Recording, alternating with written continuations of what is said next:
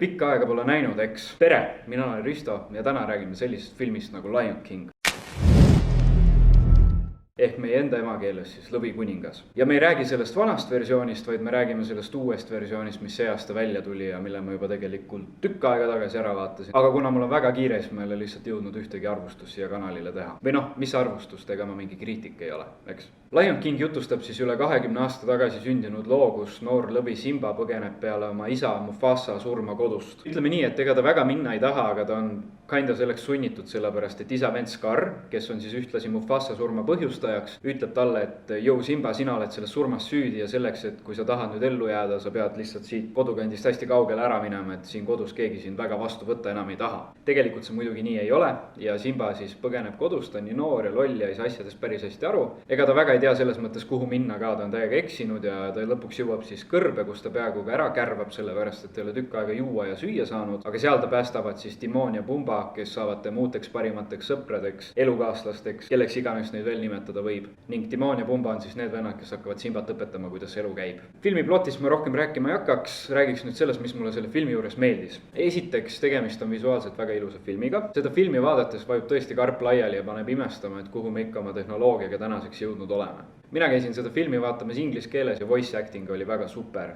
Mul midagi on lihtsalt eestikeelsete voice actorite vastu või selle süsteemi vastu. Ma ei väida, et see halb oleks, aga mulle meeldib vaadata filme nende enda originaalkeeles. Ja ütlen ausalt, selle filmi voice actingut ma väga nautisin. Kui nüüd aus olla, siis tegelikult see ongi enam-vähem kõik, millega need asjad, mis mulle selle filmi juures meeldisid, piirduvad. Ma ei ütle, et see film halb oleks, aga see lugu ei mõjunud mulle nii väga, kui ta oleks, ma arvan, mõjunud siis, kui ma oleks olnud siuke 7-aastane poisike. Ma ei ole seda filmi siiamaani originaalis näinud, see, kui ma nüüd kinos käisin, oli täitsa esimene kord. Ja kui ma kuulangi oma sõprade lugusi selle kohta, kuidas see noorena nende hinge sügava haava jättis, siis ma kahjuks sellega enam nõustuda ei saa. Mulle lihtsalt see emotsionaalselt nii hullult ei mõjunud. Ja ma ei ütlegi, et see sellepärast halb film oleks, aga ma ei tundnud lihtsalt seda filmi vaadates midagi väga emotsionaalset ja mulle meeldivad filmid, mis panevad mind mingisse emotsionaalsesse seisundisse, kus ma igapäevases olekus ei ole. Ja see film oleks võinud mind ajada nutma, aga ta kahjuks ei teinud seda. Nii et noh.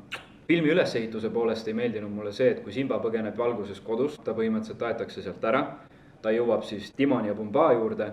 Need vennad õpetavad talle elu, kuidas elada, ta on veel nii noor lõvi, et kõik, mida nad talle õpetavad, haakub väga hästi. Ja siis filmi keskel, kui ta tagasi ütleme, et Act 3 alguses siis filmis, kui ta hakkab koju tagasi minema, siis need sündmuste käik sellel momendil, kui ta hakkab koju tagasi minema ja see, kuidas ta otsustab ümber, et davai, ma lähen nüüd koju, kuigi ta kogu aeg on mõelnud sellest, et nüüd mu elu ongi siin, siis see, kuidas ta võttis selle uue otsuse vastu, ei olnud minu jaoks piisavalt nagu hästi lahendatud. Et eks kui te filmi olete näinud, siis teate ise, kui te ei ole veel näinud, siis ma rohkem ei spoili, kui ma siin veits juba mingeid asju spoilisin. See sündmuste käik ei olnud lihtsalt piisavalt mõjuv minu jaoks, et ma oleks võtnud nagu suurema osa sellest filmist ja pühendunud lihtsalt sellele, kuidas Simba siis oma sisemise võitlusega tegeleb. Sest noh, come on, sa oled elanud pikki aastaid oma perest eemal, eks ole, täiesti teistsuguse karjaga. Ja siis järsku tuleb sulle sõnum, et kuule, tule koju tagasi, kodus on sitasti, on ju. Siis nad natuke puudutavad seda sisemist konflikti, mis Simbas tekib, aga minu arvates nad oleks võinud sellesse veel rohkem süvitsi minna. Mulle oleks see rohkem mõjunud ja ma usun, et võib-olla mõnele teisele vaatajale ka.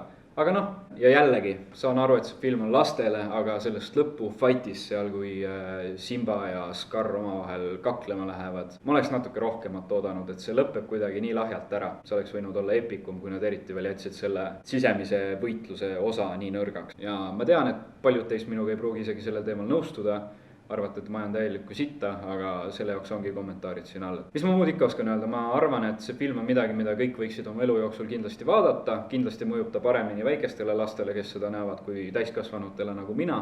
Uuesti ma seda ei vaataks, kindlasti ma vaatan kunagi originaali ära ja siis ma teen selles ka arvustuse, kui õige aeg on käes, eks ole. Muud ei olegi, kindlasti kommenteeri, mis sina sellest filmist arvasid ja näeme järgmine kord.